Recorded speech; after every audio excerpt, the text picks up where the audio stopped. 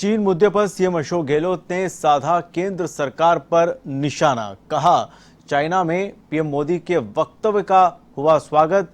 PM देशवासियों को LAC की वास्तविक स्थिति बताएं। देशवासियों को गलवान हिंसा की वास्तविक स्थिति पता नहीं है। प्रधानमंत्री चीन की मंशा नहीं समझ पाए। आज देश की सीमा सुरक्षित नहीं है। विपक्षी दलों की बैठक में पीएम ने झूठ बोला। चाइना का इतिहास आप सबको मालूम है।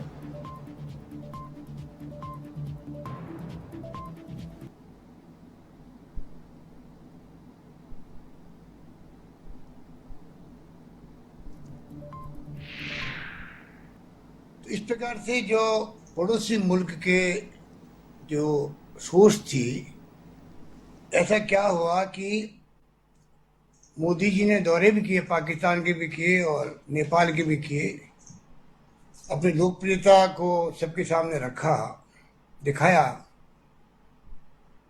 और थी सामने भी आ रही थी। तो क्या कारण है आज सब मुल्क हमारे खिलाफ हो गए। और चाइना की इतिहास तो आपको मालूम है कि शुरू से ही, जब से हम आज़ाद हुए हैं, 62 से ही वो जिस रूप में 62 की वार हुई थी, उसके बाद लंबी हिस्ट्री है। चाहे वो 67 में लड़ाई हुई हो, चाहे जब कभी पाकिस्तान के साथ लड़ाई हुई 65 की या 71 की, तब भी पाकिस्तान का साथ दिया चाइना ने। पर आज ये समझ के परे है कि प्रधानमंत्री जी जो जिस प्रकार से रिश्ते रखे चाइना के साथ में, जब वो मुख्यमंत्री थे तब भी 4 बार गए चाइना, और प्रधानमंत्री थे तो 5 बार गए। और वैसे उनकी मुलाकात 18 बार हुई है चाइना के प्रीमियर के साथ में, एजेंट के साथ में।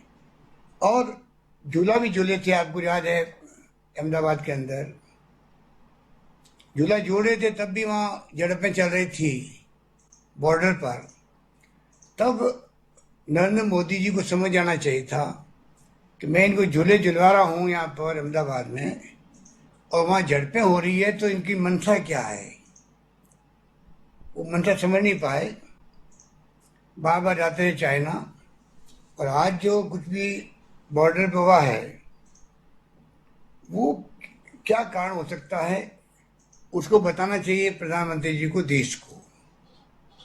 आज तक देशवासियों को मालूम नहीं है कि वास्तव में कितने सैनिक मारे गए, कितने सैनिक चाइना के मारे गए, कितने घायल हुए, कितने क्षेत्र पे कब्जा किया हुआ है चाइनीज का, क्या वहाँ स्थिति है, कितना कंस्ट्रक्शन हो रहा है अथवा नहीं हो रहा है, कोई देश को मालूम नहीं।